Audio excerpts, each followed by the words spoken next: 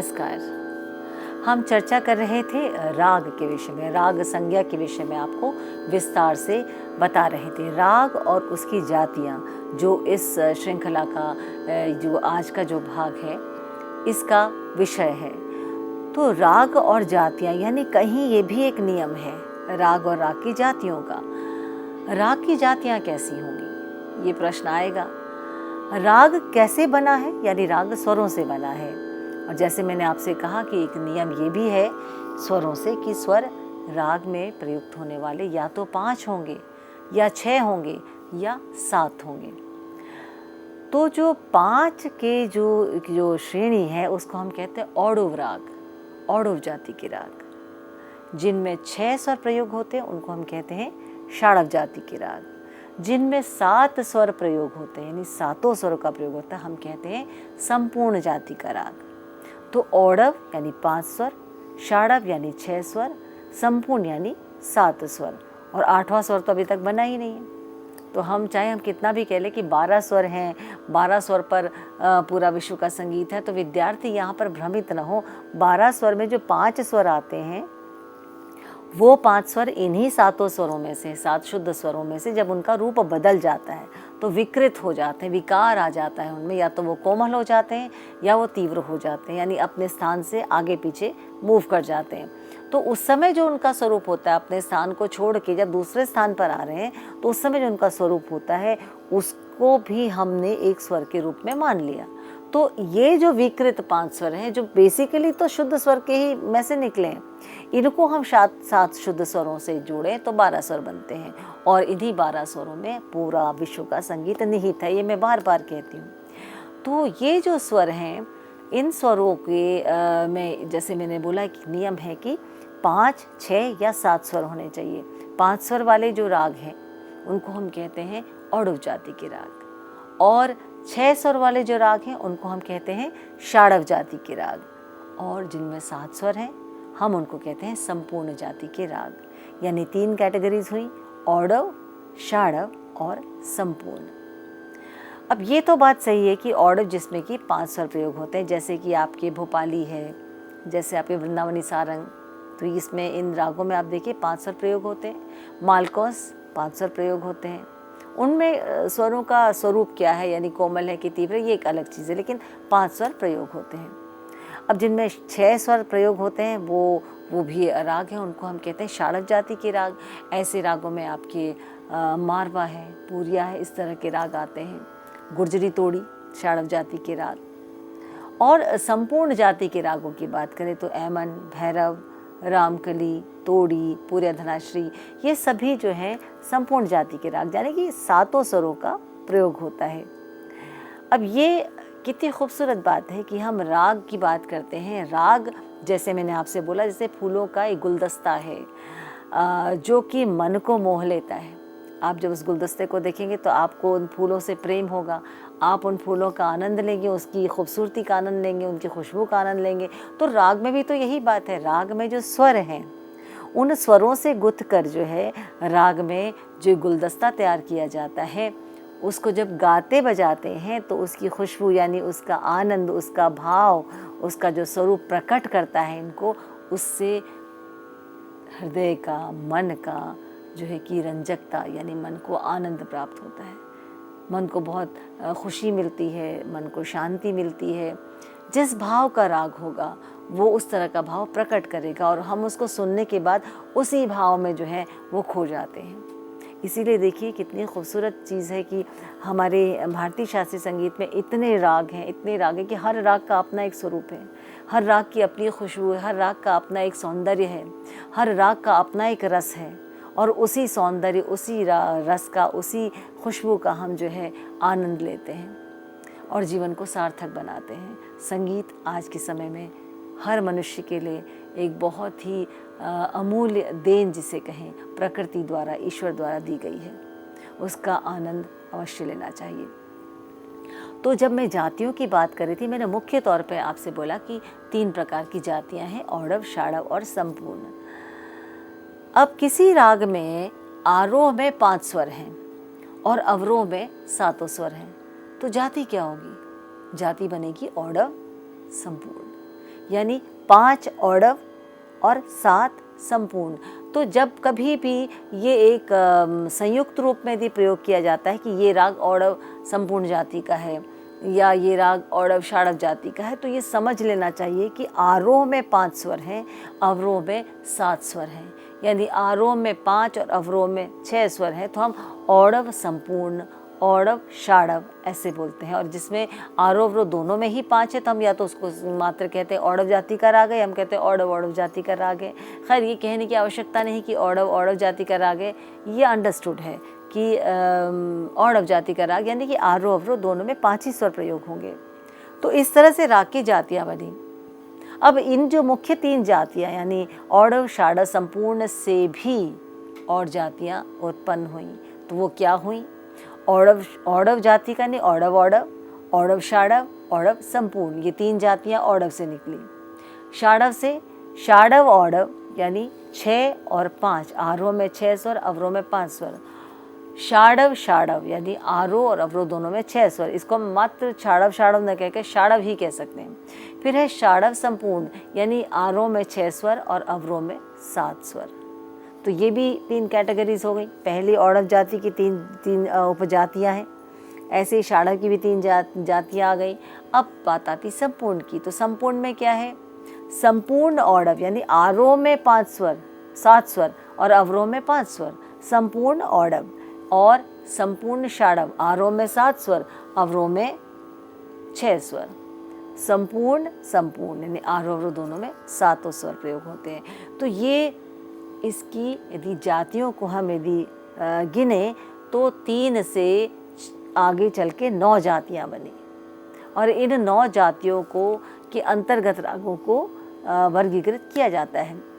तो राग और जाति का संबंध उनके स्वरों से है, यानी स्वर कितने प्रयोग हो रहे, किस में? आरोह और अवरोह में। और जैसे मैंने आपसे बोला कि राग का नियम होता है, राग में नियम है कि उसके आरोह में कितने स्वर हैं, अवरोह में कितने स्वर हैं, क्या उसकी पकड़ है, क्या समय है, क्या प्रकृति है, ये सब जो बातें हैं, जो शास्त्र की बातें हैं, वो नियम की बातें।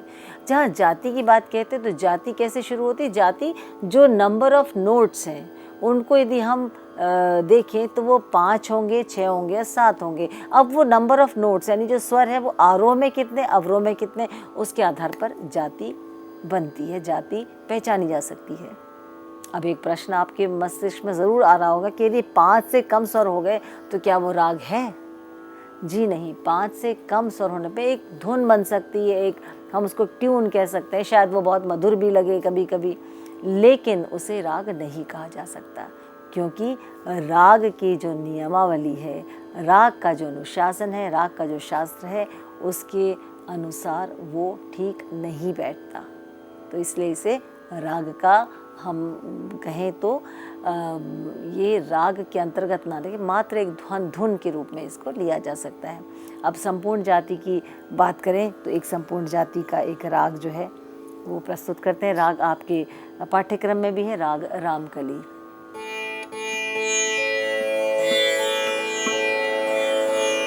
राग रामकली जो है ये भैरव थाट का राग है। राग रामकली भैरव में ही थोड़ा कुछ ऐड करने से, कुछ छोड़ने से देखिए रामकली प्रकट हुई है। सा द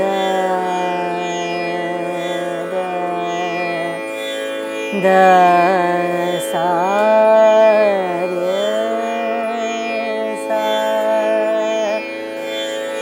रे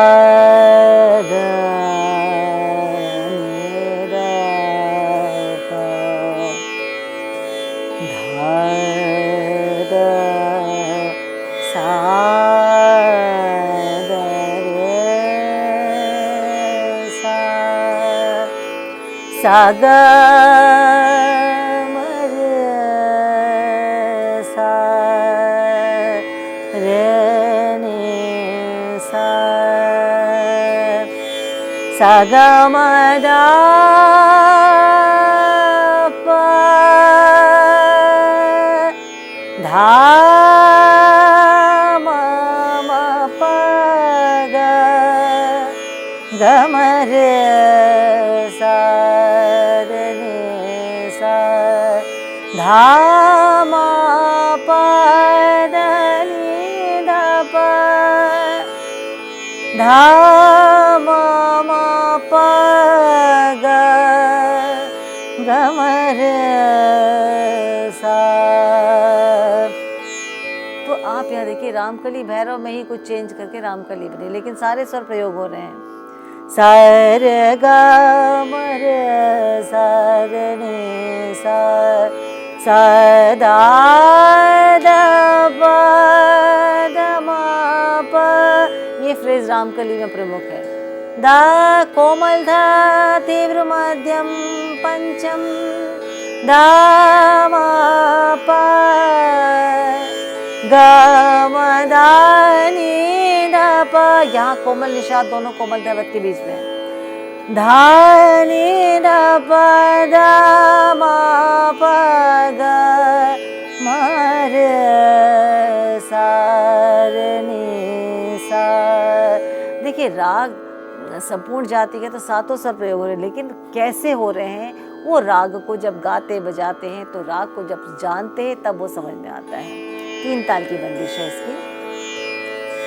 अंग अंग अलसाने लाडली अंग अंग अलसाने लाडली अंग अंग अलसाने लाडली सिगरी रैन बतरावत बीती सिगरी रैन बतरावत बीती काज भय मन माने लाडली काज भय मन माने लाडली अंग अंग अलसाने लाडली अंग अंग अलसाने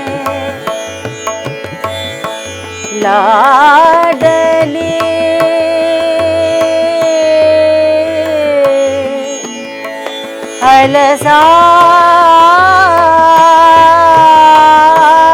अलसाने। राग का नियम क्या कह रहा है कि इसमें रे और धा कोमल है, लेकिन दोनों धैवत के बीच में कभी कभी कोमल निषाद का प्रयोग करके उस भाग को भी लिया था जो बहुत प्रमुख है इसमें।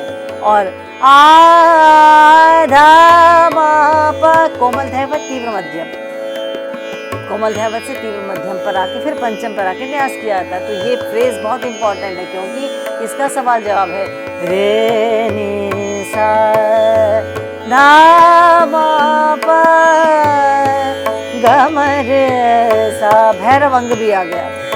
अंग अंग अलसाने लाडली अंग अलसाने लाडली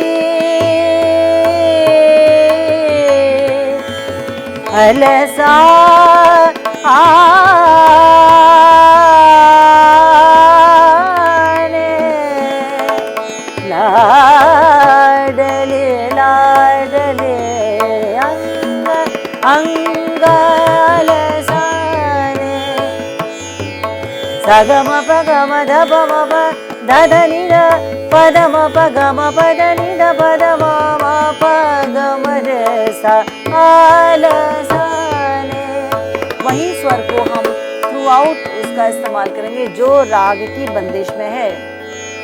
सर नि सा पदम प सार नि सा पद निध प धम प ग म र सा अंग अंग अलसाने लाडली अंग अंग अलसाने अनंगरांग रसिया मन भावन अनंगरांग रसिया मन भावन बैन नाम हूँ भुलाने लाडली बैन नाम हूँ भुलाने लाडली अंग अंग अलसाने लाडली।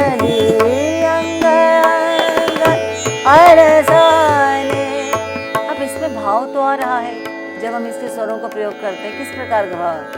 सा ग म रे सा ग म दा नि दा प दा म प द नि दा प।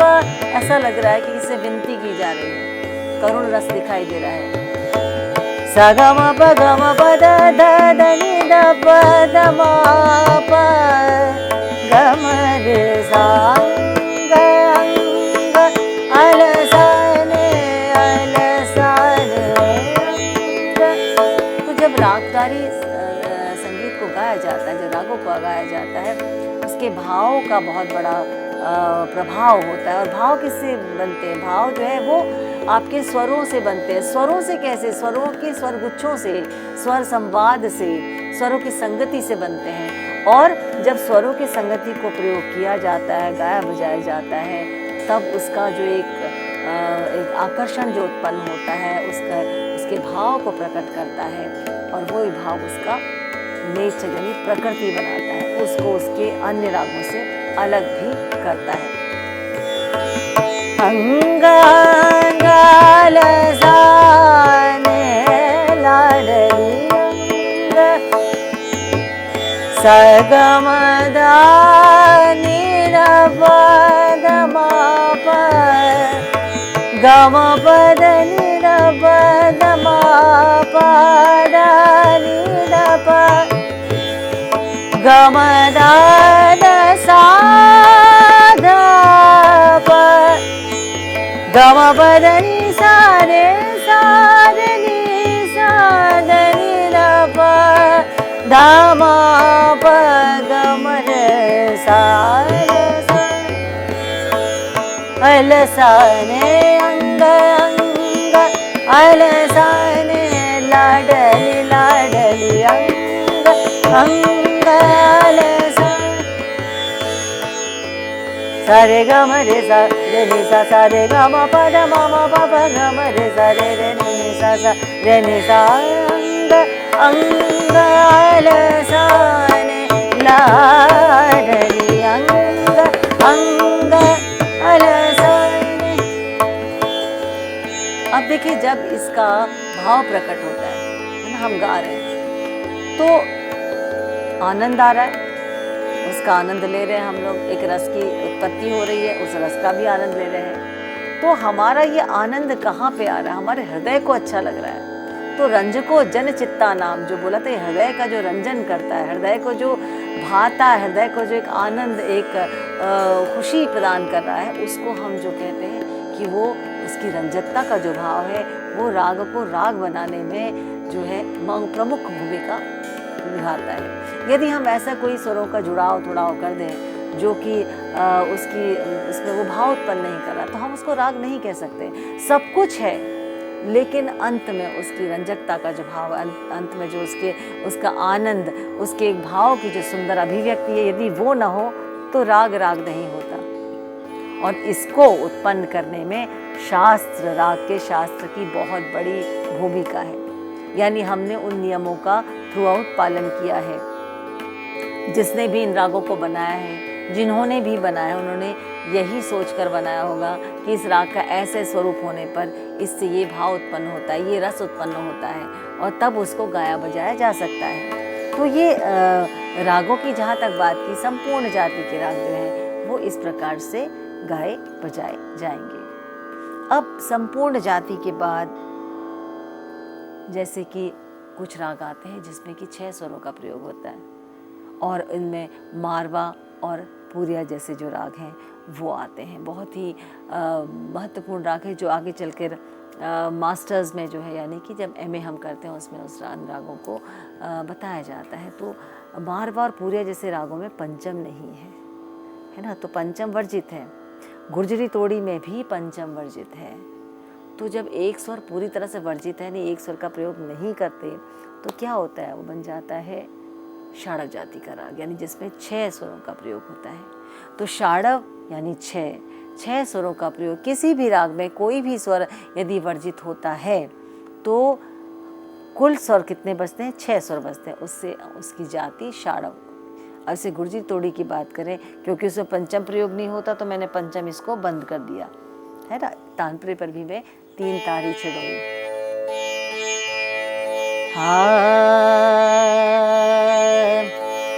सार गर साधन सर गर गर सा सर गर गमर गर दर रे सा सर गम दा मगर राम गरे। पंचम तो है ही न आरोह में न अवरोह में। सर गम दा मदनी दा मदम नी दा मगरे गम दा मगरे गरे गरे सा। कितना सुंदर राग है। अब देखिए गुर्जरी तोड़ी जब इसको बनाया गया होगा तो एक स्वर उसमें हटा दिया, पंचम है ही नहीं, और फिर देखा गया होगा कि इसका क्या भाव उत्पन्न होता है। बड़ा करुण रस है इसमें, बड़ा एक विरह का भाव इसमें है। सर गम दा मदनी दा मद सा नि दा मदनी सारे नि दा मगरे गम दा मगरे गरे सा। तो जब भी हम किसी चीज़ को कहते हैं कि इसका शास्त्र है, इसके नियम है, उसको समझने के लिए उसका प्रैक्टिकल एस्पेक्ट होना ज़रूरी है। इसलिए थ्योरी और प्रैक्टिकल दोनों एक दूसरे से जुड़े हुए हैं। ये एक ही सिक्के के दो पहलू कहे जा सकते हैं। जैसे कि तबला वादन की बात करते हैं तो हम कहें कि ये अमुक ताल है, इतनी मात्रा की ताल है, ऐसे बजाया जाता है, इसमें इस प्रकार से हम प्रयोग कर सकते हैं। यदि तबले पर बजाकर उसको नहीं बताया जाए तो वो बात अधूरी है। इसी प्रकार से जो भी शास्त्रबद्ध नियम हैं उनको यदि हम गा बजा कर नहीं देखें तो वो पूरी तरह से सही नहीं आते। अब एक तरह से हम गुर्जरी तोड़ी कही तो हम यदि रागों में कुछ और देखें, संपूर्ण जाति का राग तोड़ी को बोला गया, कुछ लोग उसको शाड़व भी शाड़व संपूर्ण बोलते, लेकिन संपूर्ण जाति का राग, क्योंकि तोड़ी जो है वो एक ठाट भी है। मियाँ की तोड़ी और गुर्जरी तोड़ी में अंतर क्या है? जब हम गुर्जरी तोड़ी कर रहे हैं जो शाड़ा जाति का है, तो मियाँ की तोड़ी में अवरोह में पंचम का इस्तेमाल हुआ है, तो वो एक अलग चीज़ है। सर ग म दा पा म दा म ग रे, इतना करते ही राग बदल जाएगा। तो यहाँ मैंने ये उदाहरण क्यों दिया? मैंने उदाहरण इसलिए दिया कि जहाँ मैं आपको कह रही हूँ कि शाड़व जो है संपूर्ण जाति का राग जो है, यहाँ शाड़व जाति का राग, गुर्जरी तोड़ी शाड़व जाति का राग, आरोह अवरोह दोनों में 6 स्वर। अब हम कोई राग जो शाड़व संपूर्ण जाति का कहें या हम संपूर्ण जाति का कहें तो उसमें क्या है, कैसे वो फर्क है? गुर्जरी तोड़ी का संप्रकृतिक राग क्या है? मियाँ की तोड़ी। अब दोनों में फ़र्क क्या है? जब विद्यार्थी सीखते हैं तो उनको कहें कि फ़र्क ये है कि इसमें पंचम का इस्तेमाल होता है, हालांकि आरोह में पंचम नहीं है तोड़ी में। तो या हम पंचम पर न्यास नहीं करते तोड़ी में। तो ये राग जब देखे जाएं तो इन रागों में प्रयोग करके अलग अलग तरह के राग बने होंगे, लेकिन रागों हर राग की अपनी जाति है। उसकी जाति किस पर आधारित है? औड़वत्व पे, शाड़वत्व पे और संपूर्णता पे, यानी 5 स्वर, 6 स्वर और 7 स्वर। इनमें प्रयोग करके 9 जातियाँ बन गई जो मैंने आपको बताई, और उन जातियों पर पूरा जो है सारी रागदारी संगीत जितने भी राग है सभी की जो है वो जातियाँ हैं। जैसी जाति की बात आती तो हमने ये बोला कि ये संपूर्ण जाति का है तो आपके मस्तिष्क में एकदम आ जाएगी भाई इसमें 7 स्वर हैं। ये शाड़व औड़व जाति का राग है तो भाई इसमें 6 और 5 स्वर है, आरोह में 6, अवरोह में 5 स्वर। इस प्रकार से सभी रागों को का वर्गीकरण किया गया है। राग की जहाँ तक बात आती है, ये तो राग की जातियों की बात है। राग की जहाँ तक बात आती है तो राग में एक और बहुत महत्वपूर्ण अवयव है या विषय है राग का, जो है राग में वादी, संवादी, अनुवादी और विवादी, यानी राग के स्वरों को 4 भागों में बांटा गया है, वर्गीकृत किया गया है। इनमें है वादी, इनमें है संवादी, इनमें है अनुवादी और इनमें है विवादी। इस विषय पर पहले भी मैं बहुत विस्तार से बता चुकी, क्योंकि ये एक नई सीरीज़ शुरू हुई है, नई श्रृंखला है। इसमें बेसिक चीज़ें बिल्कुल बिगनर पहले सेमेस्टर के विद्यार्थियों को लेकर ये श्रृंखला शुरू की गई है। तो इसमें वादी क्या है? वादी यानी जो एक मेन स्वर है, एक प्रमुख, सबसे प्रमुख स्वर है जो राग में बहुत अधिक प्रयोग होता है, राग में उसका बहुत महत्व है। जैसे कि सबसे सर्वोपरि उस स्वर को माना जाता है। जैसे कि हम राजा की बात करते हैं, राजा जो है वो सबसे श्रेष्ठ माना जाता है, तो वादी स्वर भी सबसे श्रेष्ठ। वादी स्वर पर जो है राग का बहुत कुछ दारोमदार उसी पर आधारित होता है। न्यास उस पर होगा, उस पर बार बार रुकेंगे, उसका प्रयोग सबसे ज़्यादा होगा, वो राग के स्वरूप को बनाने में उसकी बहुत अहम भूमिका होगी। तो ये जो सारे गुण हैं ये किसमें? एक राजा में है, और इसीलिए वादी स्वर को राजा कहा गया है। उसी से संवाद में चौथे या पांचवा स्वर, उसके डिफरेंस में वादी से चौथा या पांचवा स्वर क्या होता है? संवादी स्वर। वादी का संवाद होना, ताकि राग में बैलेंस हो। अब राजा भी है, प्रजा भी है, राजा भी है, मंत्री भी है। प्रजा चाहिए जिन पर शासन हो सके, वो कौन है? वो अनुवादी स्वर हैं, जिनको सेवक का नाम दिया गया है। तो अनुवादी स्वर किसी भी राग में वादी और संवादी के अलावा जितने भी स्वर हैं उनको अनुवादी कहा जाता है। और इसके बाद एक स्वर आता है विवादी, यानी विरोधी, यानी कि कोई शत्रु, ऐसा स्वर जिसको प्रयोग करने से राग में एक विरोध पैदा हो जाता है, राग में वो चीज़ उस राग के नियमों के खिलाफ है। तो ऐसे स्वर को हम जब कभी यूज़ करते हैं तो हम कहते हैं विवादी स्वर। तो आपके मन में प्रश्न आएगा कि विवादी स्वर है तो प्रयोग क्यों किया जाए, क्यों विवाद खड़ा किया जाए?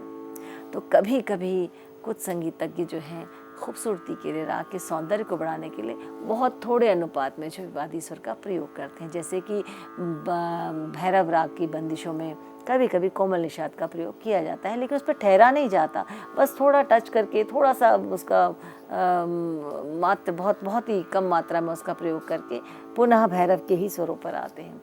तो ऐसे स्वर को कहते हैं विवादी स्वर, जो कि राग के सौंदर्य को बढ़ाने का काम करते हैं। तो राग के चार ये प्रमुख जो वादी, संवादी, अनुवादी, विवादी ये स्वर हैं, ये राग के स्वरूप को बनाते हैं। तो आज हमने जो विषय लिया राग और राग की जातियाँ, उम्मीद करती हूँ आपको बहुत खूबसूरत तरीके से समझ में आया होगा। आप उसको समझिए, इसके नोट्स बनाइए, और आगे चल के जब आप सीखेंगे तो ये विषय आपको एकदम स्पष्ट हो जाएंगे। इसी के साथ आज का व्याख्यान यहीं संपन्न करते हैं। नमस्कार।